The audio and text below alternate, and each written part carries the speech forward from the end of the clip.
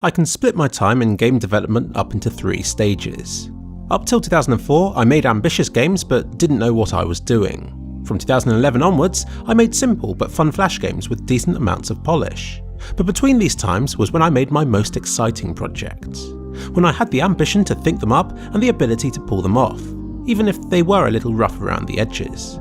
2 of my favourites were made in late 2009 and I've been looking forward to telling you about them for as long as this series has been going.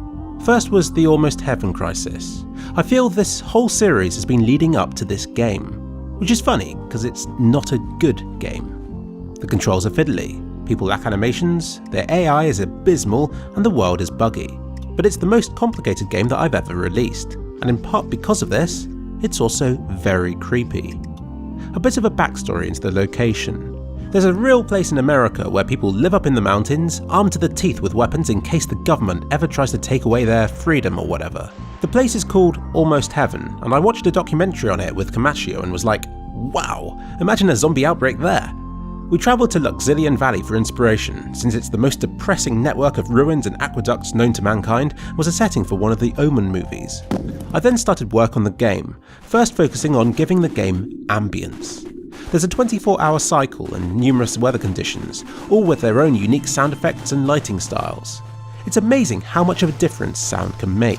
The other citizens help to shoot the zombies, but apart from that, they're mute, which just adds to the sense of being very alone in a very hostile place. It was also the first game of mine to load level layouts. The game itself played out on a single frame, which meant that any changes to the graphics or gameplay only had to be done on that one level and it would carry across to all of the game's levels. It was a novelty for me at the time, but it's a necessity for any complicated game projects. The world is made up of a dozen or so individual areas which you can jump between by running off the side of the screen. In one of them starts a horde of zombies who can quickly infect other NPCs. Your goal is to kill them all, or just to survive for as long as possible. Easy, right? You just find a part of the map where there aren't any zombies. Only you can't, because they'll find you. Every character in the game wanders about between the zones, even if they aren't loaded. This is what makes the game eerie. You'll be walking through the middle of nowhere, only to come across a guy who you previously met a few days ago in a town on the other side of the world. Or maybe he'll be a zombie by now. Who knows? The Almost Heaven crisis is a very successful and playable experiment into what is essentially Radiant AI. The world isn't static. It's living, breathing, and changing around the player, and it makes you feel like you're a very small and insignificant cog in a much larger machine. The impact it has on how the game feels is massive. Even as the developer who knows how it works, it still surprises me. This gets me excited because normally if you make something, the magic is lost since you can see through the illusion. But not so with this project. The replayability and potential for gameplay is massive. But this comes at a price. Even after dozens of hours of playtesting, the game is still super buggy.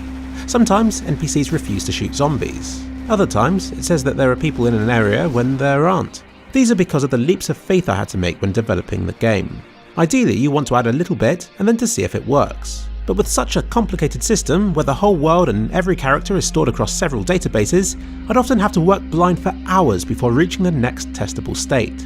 And even then, it can sometimes be hard to tell if it's working properly or not. I often had to wait for a situation to happen during actual gameplay, and this is despite the underlying mechanics being surprisingly simple.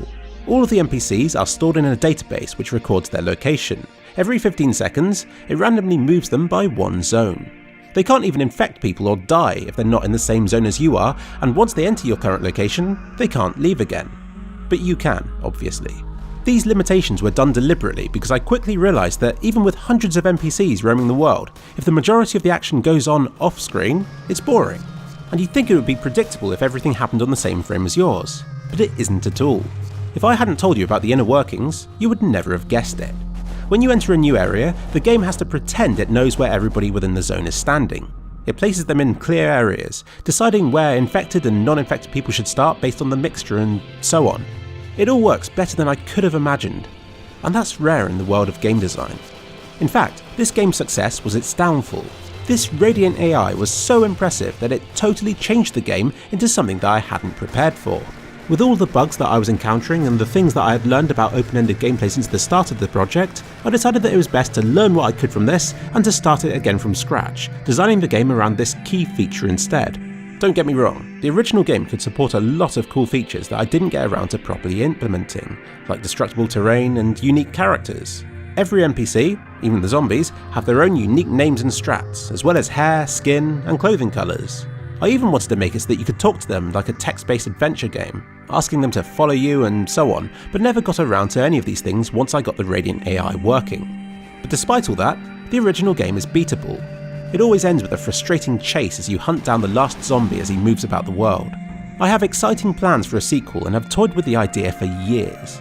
I have a working editor where you can quickly and easily construct a world, and the game itself handles everything else, including how NPCs explore it. I had grenades that could blow up walls, and it was going to be a key feature to make the combat feel juicy. A lot of the ideas found their way into Destruction Darius, even though it's a completely different genre. I wanted there to be strongholds, patrolled by professional gun-wielding NPCs. I wanted shipments of new people to fuel the zombie horde, and even wanted action to go on in other parts of the world, instead relying on thousands of NPCs to make the place feel alive.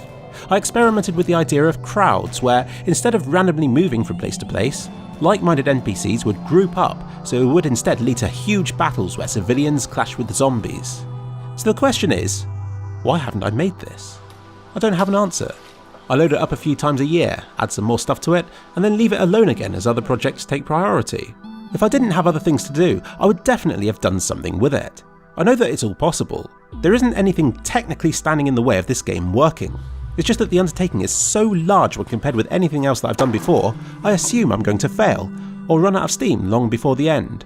It's one of those things that I'd like to get done before I die though. The making of the Almost Heaven Crisis 2. Which brings me on to the second game, made just a month afterwards. It's very different, but it's definitely the better game. Bat Sweeper was made in just 3 short days for a Happy Halloween game builder competition. The idea was that your character can blow and suck things with his hoover to help him to navigate pits, collect items, and to protect himself from enemies. I can't take credit for this. A friend called Josiah CT was the brains behind a lot of the gameplay elements, so a big thank you to him for making this project possible. Probably the best thing about making this game was adding the voice and video files. Oh no, I'm gonna sweep up all this rubbish. I dubbed Tommy TTK's voice over my own narration and got my friend Ben, previously Casper from Santa's Atnas, to do the talking bat, though I didn't tell him what his role was. I voiced the Bat Sweeper himself and hate myself for using a voice that I'll never be able to top. Sometimes jumping isn't enough. I also originally voiced his mum, but Kamashio did a much better job. The whole thing was a light-hearted joke between friends. Of course, storylines are very important to me, so I ensure that all of my games feature an award-winning script. For the Bat Sweeper, a man who likes sweeping up rubbish sucks a bat up, so the King of Bats tells him to stop, but he doesn't, so the King of Bats kidnaps his mum. Eventually the Bat Sweeper confronts him again, realises that it's all a misunderstanding, so returns the bats. At which point I suddenly realised that there wasn't much time left before the competition deadline, and that the whole mum kidnapping hadn't been resolved. So I did this. I also had to cut out a lot of the middle levels for the same reason, and nicely covered it up with this. So we'll skip that bit. Do you think anybody noticed? Until Destruction Darius, I'd probably say that this was my best game. It's simple and it's fun, which is the exact opposite of the Sundown Shambles game that I had made the previous year. I was learning, and the feedback reflected this. After years and years of trying and failing, I had finally earned my place in the top 100 games list on the Daily Click. It got universally positive ratings and is, to this day, the 64th highest rated game on the site. It even beat James Luke's Deathgiver 2. The end. I've been a British person.